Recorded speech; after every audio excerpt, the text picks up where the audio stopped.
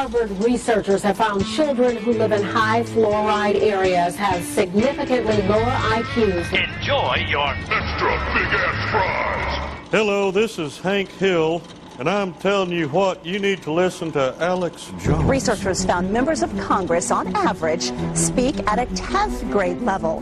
Most Americans read at an 8th or 9th grade level. Look, now, I'll talk slow so as you can understand me. It was just a few thousand years ago that our ancestors were using primitive grunts to communicate. Internal investigation that shows the agency targeted the Tea Party and conservative groups. That does scare me. I think I'm just going to make sure to not use the words Tea Party or Constitution in any of my work. All right. Who are you? CIA, FBI, ATF? While gun ownership is at an all-time high, crime is down. No one will be able to be armed. We will take all weapons. The Alex Jones Show, because there is a war on for your mind.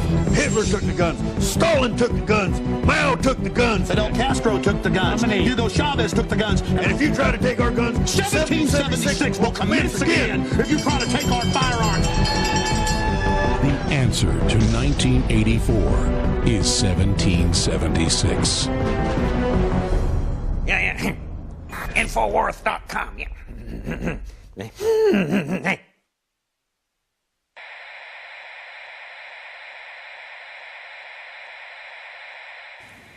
Judge, what is the secret of the universe?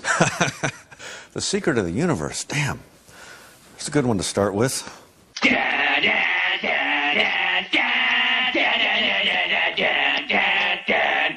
Breakfast tacos. Well, I'm counting 37 health violations. I don't have an answer. I'd wanted to go into comedy for a long time, like sketch comedy and stuff, because I always did imitations and things like that. But anytime I'd try to pair up with someone, because you need other people to do that. You can't do that by yourself. And I had a friend in high school, just like brilliant, like funny guy, and I'd go, okay, just do that imitation of James Sanchez that you do, and we'll do. And he's like, oh, but no one knows who he is. And I said, it doesn't matter, it's funny, you know. And so yeah, I was trying to do stuff that would just like make my friends laugh, make him like my brother laugh, my friend. That kind of stuff is how I was thinking of it. And I always had a hunch that that would work. And then, do you think you influenced South Park? I think so. I mean, Trey and Matt have said that, and they've been really nice about that. I mean, yeah. I mean, I think that's just genius. All the stuff they do, you know. Stupid Toilet Safety Administration! Shoes off! Belts off! Sharp objects go in the plastic tray! This is inhumane. Shut up! Sir? I wanted to do animation since I was a little kid. I mean, I didn't think of it as a career so much as just something, because that wasn't ever described as... I mean, my mom especially, it was all about, you know, science. That's where it's at. Which I was kind of good at math and science, so... But animation was my burning desire. I actually kind of hit a fork in the road when I was, I don't remember how old I was. I'd saved up money from a summer job, and I had a paper out, and I was going to either buy like a 16mm camera that's single framed, or I was going to buy, then I decided, okay, I could buy a bass, an electric bass. And then I started looking at the price of film, and was like, you know what, that's just not possible. And the bass was going to give me a social life if I could be in a band or something. So.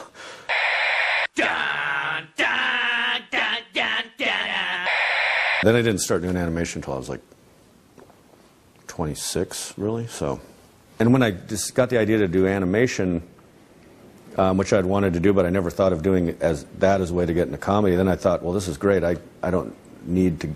I can do this all myself. I don't need to, you know, convince a bunch of people to get in front of a camera and do this and that. I can just do the whole thing on my own. So I work for a living, and I mean real work, not writing down gobbledygook. I have a hard time saying I'm either a Democrat or a Republican. It just doesn't feel good. I was definitely raised, my parents were very liberal. Then, I don't know, certain things started to, you know, I mean, for a lot of people, that's kind of almost a religion to them. And right-wing stuff is too, you know, so I try to not be part of any of that.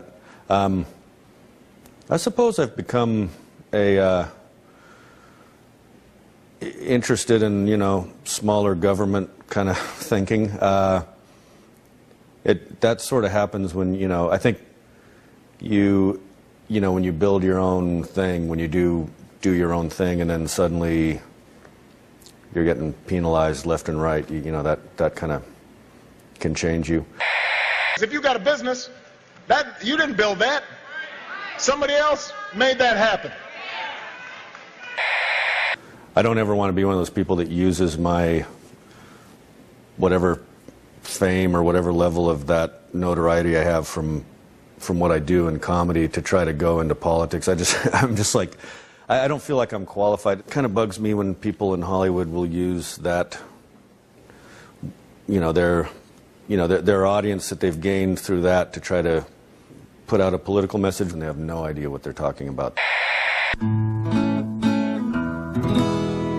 King of the Hill, Hank was definitely, I saw as sort of a, I don't know, like populist, kind of like, a guy who's like just trying to do his thing, and just all these government and all these other weird things of the modern world. That was always the fun of it, is just all these things just kind of poking at him, I live in the real world where men sell propane and propane accessories. I definitely, I remember popping in a VHS when Alex Jones was on cable access. It was you and two other guys, and somewhere I can't find it anymore, but I think I labeled the tape 3 Dales.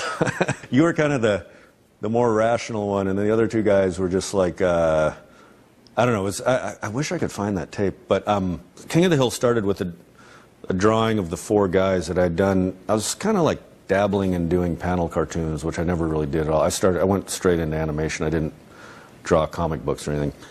And so I had the 4 guys, and Dale, just something about the way he looked. Originally I had his hat say Smith & Wesson, the first drawing I ever did it. I just put that on there. I don't know why, just the way he looked. And I'd done a first draft of the pilot, and then Greg Daniels got involved, and at some point, we had this thing where his wife is getting it on with this Native American healer, and clearly his kid's not his. But so we had this idea about that he's just, it's almost probably a subconscious thing. He's like, he's into every conspiracy except the one that's going on in his own house. Nice work, John Redcorn. She didn't suspect a thing. It's almost like his escape, or something. I mean, if I never psychoanalyzed it that much, but I kind of feel like that's what that character was about. So he was almost like looking for conspiracies, kind of, and some of them might have something to him, some of them are crazy. I have read a book. Now, who do you believe, me or Hank? I know Hank more believable. Dale is kind of one of the ones that, probably gives you guys a bad name.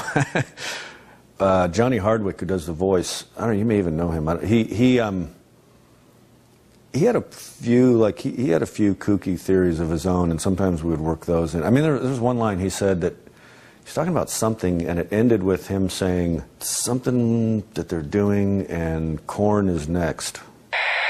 A French study that was just released finds rats that are fed genetically engineered corn suffered from tumors and severe organ damage. This is the first study that's looking at the effects on rats of eating genetically modified foods over their lifetimes.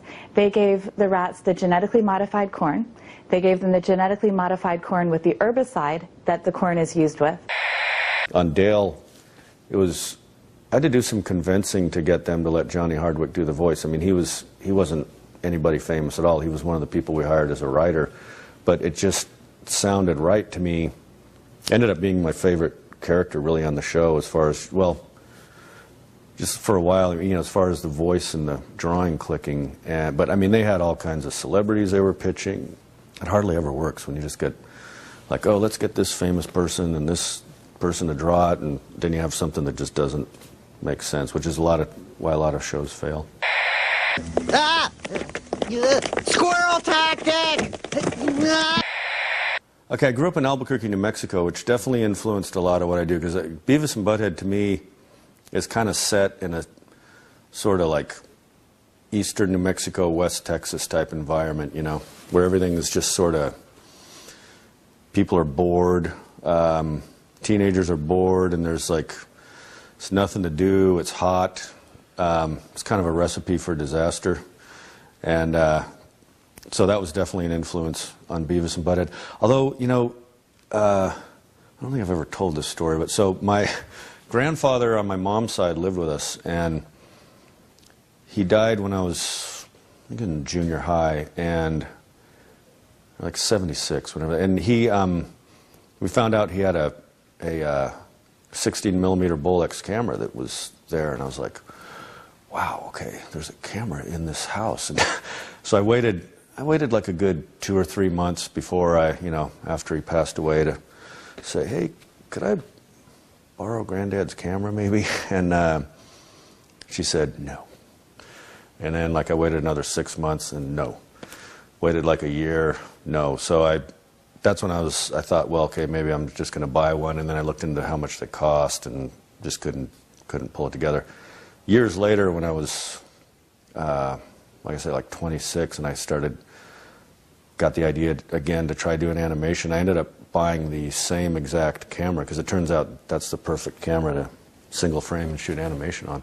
And finished my first animated short, first couple, ended up getting them on like Comedy Central and stuff.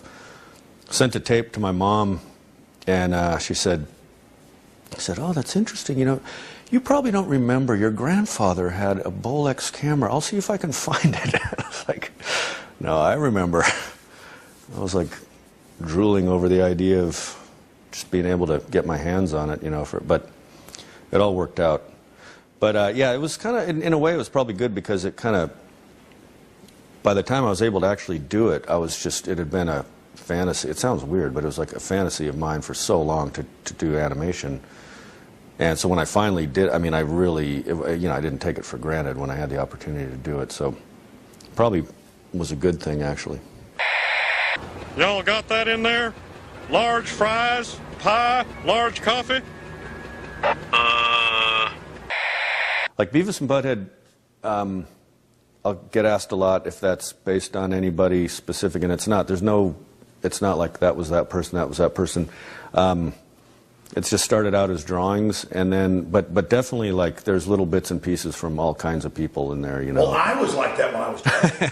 A lot of us were, yeah. I mean, it's a little bit of his, like, me and my brother, but not, I mean, we weren't, you know, we got good grades, and but some of these people are really intelligent too. There was a guy he's now a professor, I won't say his name, but he's one of these guys, like I would see him in the hallway. I think this is, the laugh, I don't even know, the laugh came from, I had just written down ha ha ha on kind of on the, it started out as a storyboard. It was the first time I'd animated something where usually I would start with the voice and then do the drawing. This one I started with the drawing, and I didn't know what they would sound like, and I just drawn ha ha ha on there. Years later I realized there's a Mimi Pond cartoon that, and I've become friends with her on Facebook now, but where she had a guy going a weirdo on a bus doing that, and I think that might have been in the back of my head, but I started doing that laugh, and I was kind of like going like, this is reminding me of something. Didn't think about it till probably 2 years into the show that there was a guy at my high school who he was really smart, stoned all the time, but you'd see him in the hallway, and I would always see him when the hallway was empty, and he'd just start, like, he's one of these guys that he'd start going, hey Mike. He just always had this laugh. It was different than Butt-Head laugh, but it was that thing of just kind of, how's it going? And so when I would do the voice, I would just kind of do the, and I would be doing it sort of to get into character, to get the voice sounding right, and then I'd go, well, that kind of sounds funny that he's just laughing all the time anyway. And then I realized later it was probably in the back of my head because of this guy who used to just kind of talk like that. But there's a lot of that, little bits and pieces of people. There's the Beavis laugh. There was a guy who was actually in calculus class, and he was a really smart guy. He's now a nuclear engineer. I hope he doesn't figure out who he is that I'm talking about him. But he kind of was always like we had a hot teacher, which was unheard of back then. She was a former Dallas Cowboys cheerleader. Anyway, he would get really excited, and he was biting his lip all the time and just kind of going like, like laughing at everything she said. So I started out Beavis doing the spastic laugh like that, and then around like season 2, I started getting like where I don't even know if I can do it now. I'd get into the higher register. I'd get into this like kind of higher register of like where he's like kind of going. I have to warm up to it, but I started out with that laugh, and then I just kind of made his voice sound like the laugh, just like raspy, you know. The animated shows that have really taken off are when somebody, it's usually the person who's animating it doing the voice, which is, other than The Simpsons, but I mean The Simpsons, the voices and the characters just match. They're really well done. But like, you know, you look at like Family Guy or South Park or Ren and Stimpy, it's like, you know, somewhere in those guys' heads, it's like it makes sense. Those voices sound like they come out of those characters, and I think that clicks on Beavis and Butt-Head too, especially. Now I'd say Beavis and Butt-Head probably. That's probably the thing I'm most proud of. I think probably the best thing I've done. There were moments of making Office Space where I thought this is like what I was born to do, but then I think it's probably Beavis and Butt-Head. I mean, King of the Hill probably overall is overall the best thing I've done, but Beavis and Butt-Head, like some of it, there's about a third of it that's not that great because we were cranking them out so fast at the beginning of that show. I mean, it was just like MTV just going as many of them as you can make. It's on every day. There's no quality control. They didn't know how to produce a show. Nobody did. It was a train wreck. But so I ended up, the episodes I liked, I ended up spending all my time on, and those ones I think are great. Are probably the best stuff I've done. But and the new Beavis and Butt-Heads I think are as good or better than a lot of the old ones. But King of the Hill overall is probably like a good, more less spotty, like just, you know, good quality, consistent.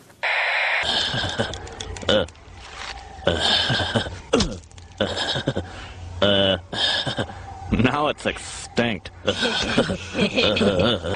You know, I grew up very liberal parents, like thinking gun control is the way to go. You know, it's that Michael Moore movie, that was Bowling for Columbine, kind of actually made me go made me think like, I mean, he's not trying to, that's not the effect he wanted, I don't think, but he's like kind of, that movie kind of makes you think, no, gun control is a bad idea. I mean, to me, if you look at it, like, I don't think that's what he's trying to do at all, but like, he mentions Canada in there, and he says, you know, there's lower crime there, and same people own guns, and I don't know. I own guns. I think if you look at it statistically, you actually are safer. I got me a couple AKs, some sawed-offs, 25 9mm, and a couple of ground-to-airs. I got a fort up in the hills virtually impenetrable, and enough supplies to outlast a 30-year standoff. I know this because, okay, so 1993, Beavis and Butt-Head, the series, came out, and gun crimes have gone down since since Beavis and Butt-Head came out. What's interesting is that nobody talks about, no one wants statistics. I actually took graduate probability and statistics classes. That was what I was going to become, a math teacher before all this Beavis stuff happened. But when I was getting blamed for all this like downfall of youth, that whole time crime was going down in almost every category from the time. I mean, if you really wanted to make a correlation, you could say Beavis and Butt-Head is saving the world. But that's stupid. That really doesn't make any sense. But it makes more sense than saying this particular thing happened and this particular thing happened. You know, but really, like statistically, there's no correlation. All right, who are you? CIA, FBI, ATF? Yeah, there's that map where it's just like almost county by county where gun control, it's not doing any good. It's like there's higher crime rates where there's gun control, lower where there isn't. I mean, it's just like county by county. I mean, you can't, I think because I have this science background, you look at that and you go, it's kind of ridiculous. As much as, those bumper stickers might have been run into the ground, I mean, it's true. It's like, I would be all for it if it was effective, but I haven't seen anything that shows it's effective, Well, Mao said political power grows out of the barrel of a gun. What does Hank Hill say about disarming people? It is the right of all Americans, as Cotton has taught me, to own a gun, even though I'm not so good at shooting them. A Japanese machine gun blew my shins off in WW2. I loved it. I was like, it's good to see somebody yelling at Piers Morgan. You accuse me of attacking the Second Amendment of the Constitution. I want to get people off pills that the insert says will make you commit suicide and kill people. Alex, let's get about the Second Amendment. I want to blame the real culprit. Alex. Suicide pills. Alex. Mass murder pills. Okay, let me ask you one question. It was interesting, though, the way it seemed to be spun on all these websites. There's all these websites now that have a bunch of hipsters on them who will just kind of play a clip and grin and chuckle about it. And that's how I saw it. I can't remember what it was on. I was thinking, hey, right on, Alex, go for it. Well, and everything you were saying was true, too. I mean, the clip that I saw. Because you were talking about, Hitler took the guns. Stalin took the guns. Mao took the guns. Fidel. And if you try to take our guns, 1776 will commence again. If you try to take our firearms, doesn't matter how many lemmings you get out there on the street begging for them to have their guns taken. We will not relinquish them. Do you understand? Something like that. I used to do you really well. I can't it was the what was the water filter commercial you used to do, or it's been a while. You think I'd have it down now, though. I was just hanging out with you last night. Look at these headlines. IRS targeted Tea Party groups for scrutiny, searching words like patriot, Tea Party. That does scare me. I think I'm just going to make sure to not use the words Tea Party or Constitution in any of my work. That's pretty evil. I won't, they're calling it the constitutional restrictions or whatever they referred to it as. That actually is scary. That's going to make me listen to some more Alex Jones. Come on, I want to see it. Want to see it. Yeah, come on, Stuart, do it.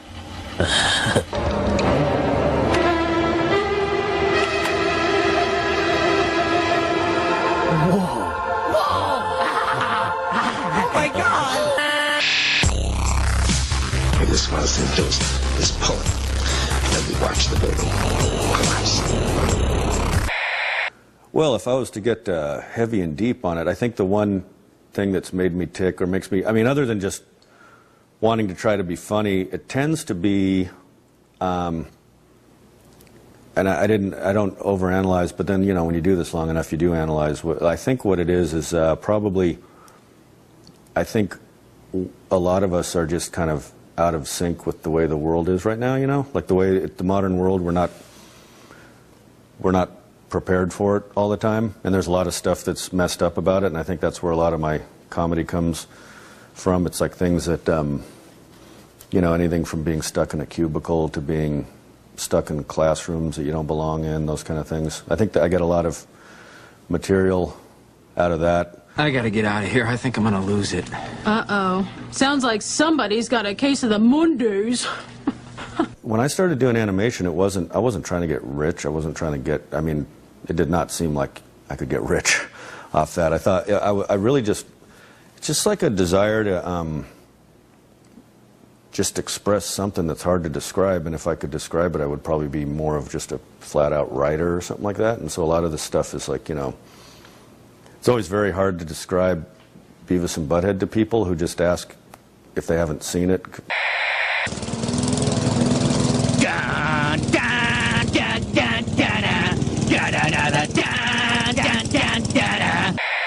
I never set out to say I'm going to be a satirist, but that's definitely what, I've always, the very first thing I animated was a cartoon called Office Space. It was before Dilbert, and it was like Milton at his cubicle and the boss, and I wanted to do just a series of office characters because, you know, when I grew up, it was a little, like, I'm 50, so like an office job was considered a good job. Like, it's like, oh, good, you don't have to work construction, okay? And then when I first got in an office, I had a temp job before I was an engineer, and I was just like going, God, this is torture. I mean, there's a woman answering the phone the same way next to me all day long. I'm alphabetizing in my sleep. I'm just like... Corporate accounts payable, Nina speaking. Just a moment. Corporate accounts payable, Nina speaking. Just a moment. And then that kind of sick feeling of like, oh, all these years of thinking this is a good job and this is what it is. Oh my God, what's going to happen to me, you know? Next Friday is Hawaiian Shirt Day. So, you know, if you want to, go ahead and wear it. Especially back then, when I started out, a lot of what Hollywood was putting out just was really not in touch with the way most Americans feel. It was very like, coming from, I mean, most people in Hollywood, honestly, that I'm still are like from pretty wealthy families usually, and don't seem to have ever had to really, you know, come up from the bottom and struggle. I think it's still that way. But so I think a lot of it was like when I started doing this stuff, you know, about cubicle life, was like just to kind of say, hey, has anyone else felt like this when they're stuck in a cubicle, you know, and has anyone else noticed that sometimes teenagers look really deranged and stupid, you know? It's that kind of thing of like wanting to kind of point something out that maybe no one else has pointed out. That's a lot of it, I think. When I did that first Office Space cartoon, which was just a 2-minute homemade crappy little short, I mailed out VHS tapes of that, just called information, and I got so many calls, and I think a lot of people saw it as something very fresh and different, you know. I used to have my own stapler too, and then when I moved back, they made me give back my stapler, but Bill told me I'm supposed to have a stapler, so until I'm told different, I'm just going to take a stapler. And if they make me give it back, I'll set the building on fire. Oh, hello, Milton. What's happening? I'm going to need you to go ahead and move your desk again. So, well, if you could go ahead and just get it as far back into that corner as possible, that'd be terrific. So, Idiocracy, I had the idea for it.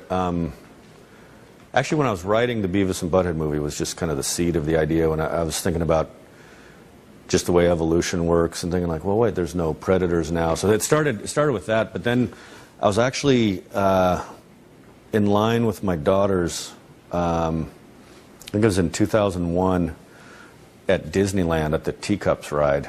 And, you know, it was in the summer, and my daughters were little at the time, and along comes a woman, like, there's a woman behind me who had an altercation with this other woman, and they both have their kids in strollers, and they just start going off, kick your ass. And I'm like kids, and like thinking, this isn't what Disney had in mind here, you know, and this was in 2001, so it was the summer right before September 11th. So I was also thinking, you know, what if the movie 2001, instead of being this, you know, the monolith and everything being pristine and advanced, what if it was like the Jerry Springer Show and giant Walmarts? What if that had been that movie 2001? So I kind of was thinking, like, just take that chart from when that was made to now and project it out and just like see where that would go. And the years passed, and mankind became stupider at a frightening rate.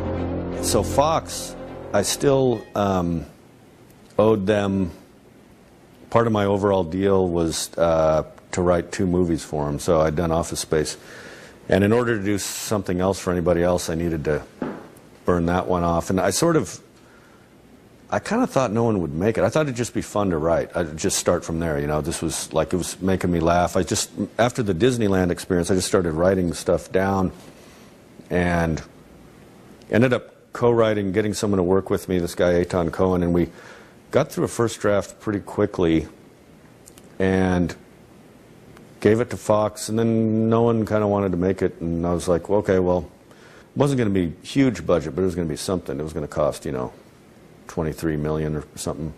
And it just sat there, and I'm trying to remember how. And then Luke Wilson wanted to do it, and I was like, okay. Then I started to see it again. Then I went back and rewrote it, kind of with him in mind, and just rewrote it because it needed to be better anyway. And we had in the script this whole thing about the Starbucks, and because I remember actually driving on I-35. It was like something tan. It was a tanning salon. It said exotic tan for men, and I had no idea that tanning salons had turned into, you know, hand job places or whatever it was. And so I was just talking to friends of mine and going, wow, I wonder what's next. I mean, is it going to be like Starbucks or what? And so we had that in the script, and when it was in pre-production, I was, you know, they run it by legal, and I'm going, man, I don't know how I'm going to come up with something better than the Starbucks thing, because it's not funny if it's not a known place, you know. And so legal, an interesting thing happened. I mean, I don't know how this happened, but they said, well, they said no, and then they said, well, you know, I just said, so what, can it be satire?